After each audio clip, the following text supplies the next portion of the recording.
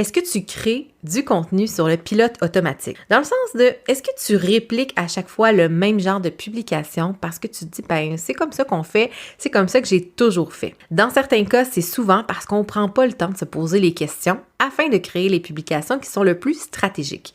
Alors, dans cet épisode, je te propose 6 questions afin de créer la publication qui va servir ton message.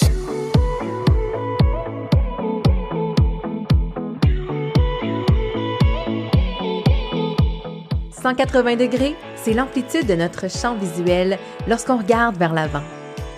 Mon nom est Mélanie Allé, je suis stratège en marketing web et fondatrice de Synapse Marketing.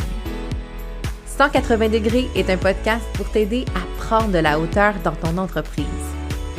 En solo ou avec un invité, je t'y partage des réflexions entrepreneuriales, des conseils marketing ainsi que mes meilleurs outils pour créer une entreprise au service de ta vie rêvée. Bienvenue sur le podcast 180 degrés.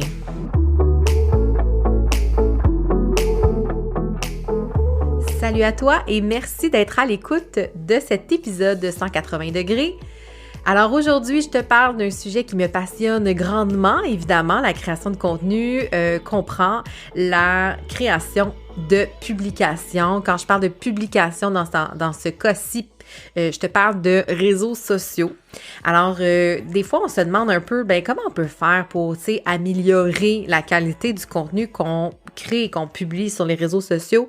Selon moi, ça va toujours dépendre de la qualité des questions qu'on va se poser. En fait, la profondeur des questions qu'on va se poser avant de créer. Parce qu'évidemment, créer du contenu pour créer du contenu, on peut s'étourdir, aller dans tous les sens, et pas trop savoir ce qu'on fait, c'est étourdissant, puis en plus, on n'a pas vraiment l'impression que notre temps est judicieusement investi. Alors, dans cet épisode, on remédie à cette situation parce que je te présente en fait comment, en 6 points dans le fond, comment te poser les bonnes questions afin de créer une bonne publication, une publication qui est plus stratégique et qui va pouvoir s'inscrire dans ta stratégie de contenu. Évidemment, en un seul épisode de podcast, on ne peut pas rentrer dans le détail de toute la stratégie de contenu. Par contre, je te donne vraiment 6 bonnes questions, 6 bons éléments à tenir en compte avant de te mettre derrière ton clavier, derrière ton canevas pour créer tes visuels, par exemple, ou derrière ta caméra pour te filmer parce que je pense que trop souvent, les entrepreneurs vont comme un peu y aller au pif, sur le fly, comme on dit au Québec. Puis, on va créer sans même s'être posé la question de quoi je veux vraiment parler. Tu sais, c'est quoi l'idée que je veux mettre de l'avant? Alors là, le premier point que je veux te parler, c'est le sujet ou bien l'idée derrière ta publication. Je rappelle très souvent à mes clientes que c'est important qu'une publication soit égale à une idée. Des fois, on veut trop en dire, on a tellement d'idées, de choses qu'on aimerait, de messages qu'on veut véhiculer. Et là, on s'embourbe à faire des publications qui sont un peu fourre-tout, qu'on dit plein d'affaires. Puis en fait, c'est pas la bonne chose parce que on n'a pas le temps d'aller vraiment mettre le doigt sur la bonne chose que notre audience, notre communauté a besoin d'avoir comme conseil, de besoin d'entendre ou de voir, de lire. Et l'autre chose, c'est que là, on met comme plein d'affaires en même temps qui pourraient être décortiquées en plusieurs publications. Puis là, après ça, on se demande pourquoi on manque d'idées, tu sais, parce que justement, on n'a pas travaillé à vraiment développer des publications qui vont être, tu sais, une seule idée à présenter.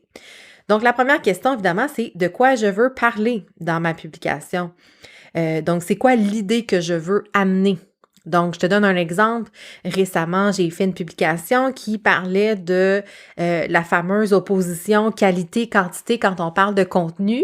C'était ça l'idée. Moi, mon idée derrière cette publication-là, c'était de dire je ne crois plus que la qualité, elle est au-dessus, au niveau importance, bien sûr, que la quantité. et j'ai décortiqué comme j'ai pu. Je l'ai fait davantage aussi dans l'infolette. D'ailleurs, parenthèse, si t'es pas abonné à mon infolette, je vais mettre le lien dans les notes de l'épisode. Mais j'ai développé aussi cette idée-là dans le cadre de mon infolette, mais je l'ai fait aussi dans cette publication dont je te parle. Donc, l'idée de départ, selon moi, en fait, l'idée, c'est le point de départ. C'est ce qui m'a amené à me poser la question, comment, de quelle façon je veux apporter ce point-là.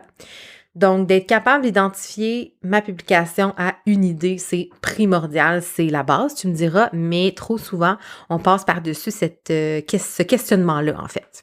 Alors, le deuxième point dont je veux te parler, c'est les fameux objectifs de publication. J'en ai parlé, ça fait un petit bout que j'en ai pas reparlé, autant sur les réseaux sociaux que sur le podcast.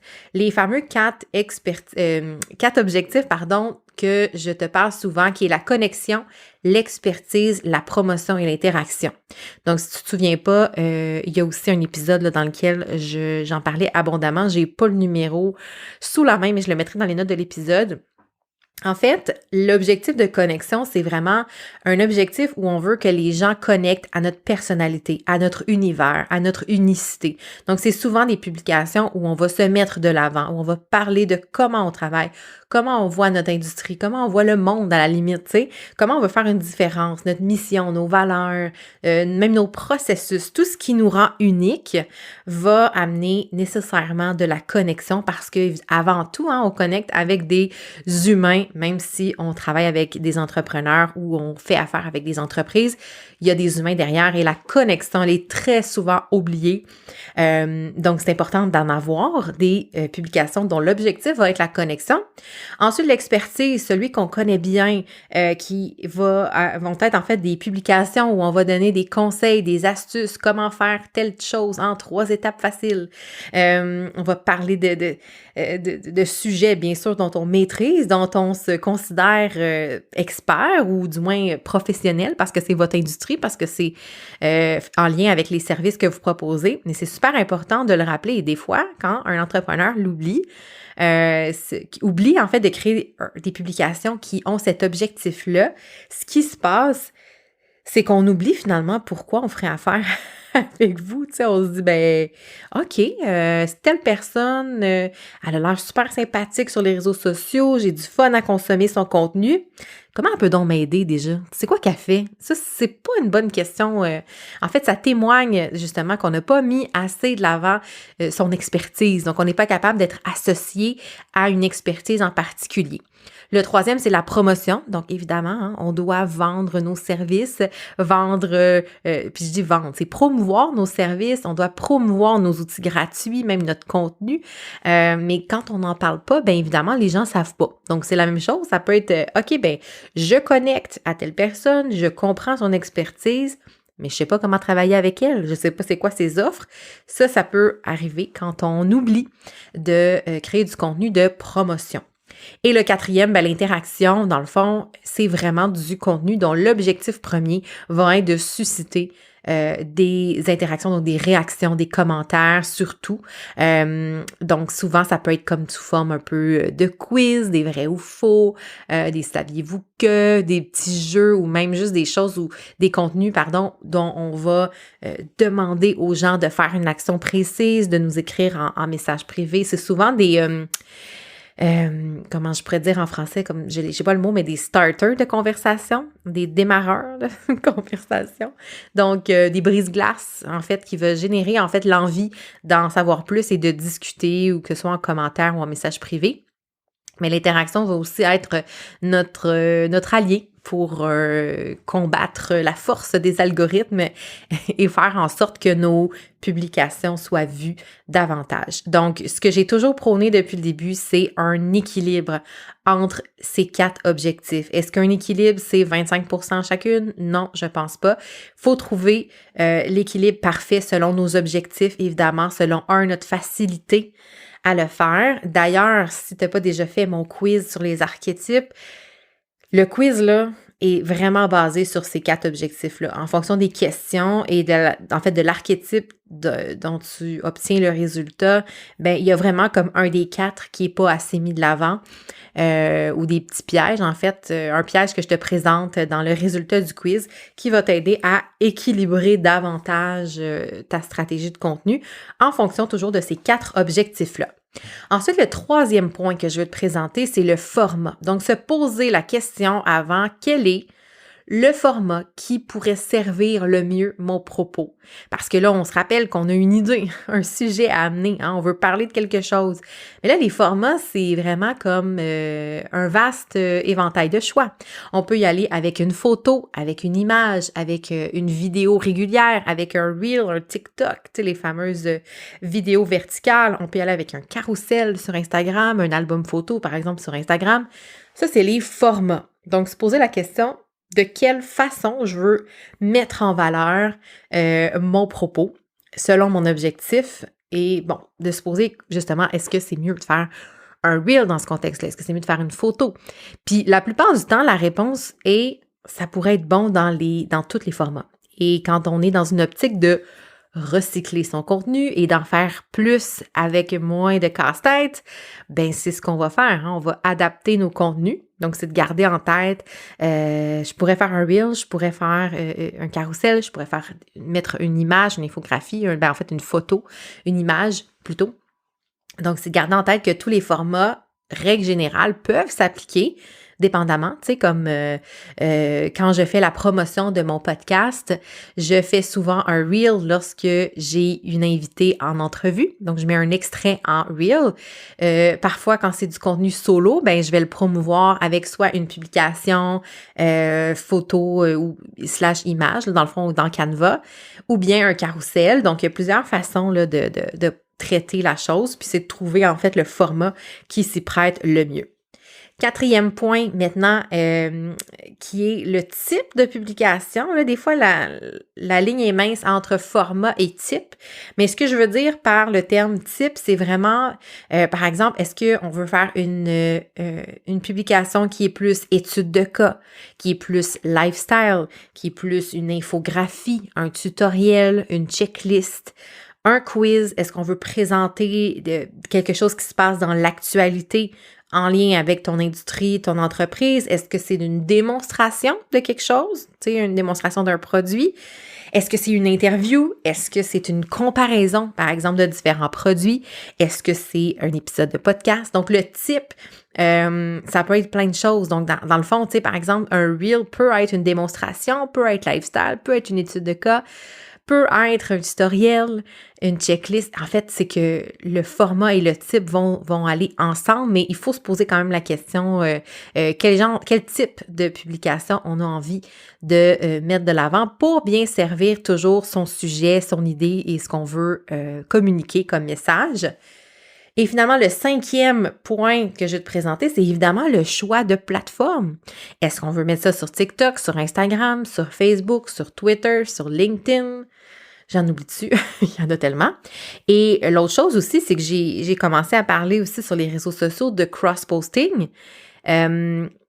qui est le fait, en fait, de publier, soit en simultané ou en différé, mais bref, de publier le même contenu sur différentes plateformes. Ça, c'est une façon de diffuser davantage son message sans s'essouffler à faire du contenu en plus grande quantité. En fait, dans les dernières années, au départ, quand je me suis lancée sur les réseaux sociaux, la plupart des coachs réseaux sociaux, des formateurs disaient que c'était comme la pire chose à faire que de publier le même contenu en simultané sur plusieurs plateformes et je pense vraiment sincèrement que les temps ont changé parce qu'autrefois, quand on disait ça, il y a 4 ans, 5 ans, lorsqu'on disait ça, c'est parce que l'algorithme et la portée de nos publications étaient encore très intéressantes. Les pages Facebook, si tu en as une, tu le sais, ont de moins en moins de visibilité avec tous les changements d'algorithme, ce qui fait que si tu t'entêtes à créer du contenu unique pour chacune des plateformes, elles ne seront pas très diffusés, là, ces contenus-là ne seront pas très visibles et vus par beaucoup de gens. Donc, si on est vraiment très intentionnel dans la création de notre contenu, puis qu'on considère que le contenu est bon, selon moi, on devrait regarder là, si on peut justement réutiliser sur d'autres plateformes. Moi, personnellement, c'est ce que je fais. Quand je publie, c'est publié, c'est programmé en fait tant sur ma page professionnelle Facebook que sur mon compte Instagram. Et j'adore ça, là, faire ça, parce que pour moi, je n'entretiens pas un amour si grand avec ma page Facebook Pro, mais j'ai pas envie de la laisser mourir. Puis je sais qu'il y a des gens qui le voient, il y a des gens qui m'écrivent, des gens qui commentent. Donc, je sais qu'il y a encore un impact à publier sur ma page pro, mais je n'aurai pas les ressources, tu sais, pour créer du contenu différent. Puis même si on a les ressources pour déléguer la création de contenu, le fait de déléguer, pas de déléguer, mais de créer du contenu différent sur toutes vos plateformes, c'est un investissement assez colossal. Donc, tu sais, est-ce que c'est rentable? C'est surtout ça la question. Je pense pas. Alors, c'est de se poser la question sur quelle plateforme on veut que ce soit diffusé. Donc, évidemment, si on parle de plateformes, par exemple, comme TikTok, il y a un format très défini, là. On parle d'une vidéo verticale. Donc, c'est important de réfléchir aussi là, dans le choix qu'on veut faire en termes de format. Tu sais, tout ça est interrelié là, dans les points que je te présente. Le type, le format, la plateforme, évidemment, ça va ensemble. Mais c'est de voir, est-ce que je fais un carrousel? Si oui, est-ce que je décide de le publier quand même sur ma page pro Facebook, sachant que ça sera pas un carrousel, malheureusement, sur Facebook? C'est ça la question qu'il faut se poser à chaque fois, dans le fond, qu'on crée de nouvelles publications, par exemple. Et finalement, le 6e et dernier point, en fait, c'est le ton de votre publication, le vocabulaire, comment on veut passer son message. Des fois, on va utiliser un peu plus l'humour, des fois un peu plus l'autodérision, des fois un peu plus, pas rentre dedans, mais un peu plus direct, tu sais, pour essayer de provoquer des discussions. Donc, évidemment que le vocabulaire et le ton, il y a quand même une ligne directrice, hein. On doit toujours être aligné avec son identité de marque, avec son branding, dans le fond. Mais ça doit aussi avoir un lien avec son intention de départ par rapport à la publication. Donc, c'est de se poser la question, comment est-ce qu'on a envie que le message passe? Comment on a envie que le message soit reçu, surtout, hein? Donc, tu sais, des fois, de dire une phrase qui est un peu choquante, mais d'y aller dans l'autodérision, dans le sarcasme, ça peut être une façon efficace de passer un message qui est peut-être plus dur, si on veut, à recevoir. Donc, voilà les 6 points que je voulais te présenter dans cet épisode. J'espère que ça t'aide à créer du contenu, que ça va t'aider, parce qu'évidemment, je considère que tu n'es pas en train de créer en ce moment. Du moins, ça se peut, là. Donc, je t'invite vraiment à partager avec moi en message privé. Tu peux me rejoindre sur les réseaux sociaux. Petite préférence pour Instagram que je vais voir plus rapidement. Mais de me partager si cet épisode-là t'a aidé à concevoir plus facilement, de poser les meilleures questions. L'objectif, en fait, c'est de peut-être te sortir d'un moule que tu as créé avec le temps. Hein, des fois, on se finit par se créer des petites pantoufles de création de contenu où on est à l'aise avec certains formats, avec certains types de publications, puis on se dit « Ouais, moi, c'est ça que j'aime faire. » C'est parfait. Hein? Souvent, c'est une cohérence, il y a une récurrence qui fait partie de ta stratégie de contenu.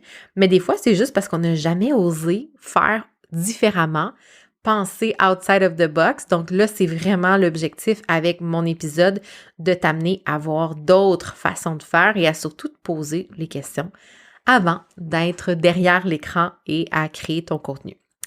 Alors sur ce, si tu as aimé l'épisode, je t'invite comme à l'habitude à t'abonner ou à laisser une note de 5 étoiles sur la plateforme d'écoute de ton choix.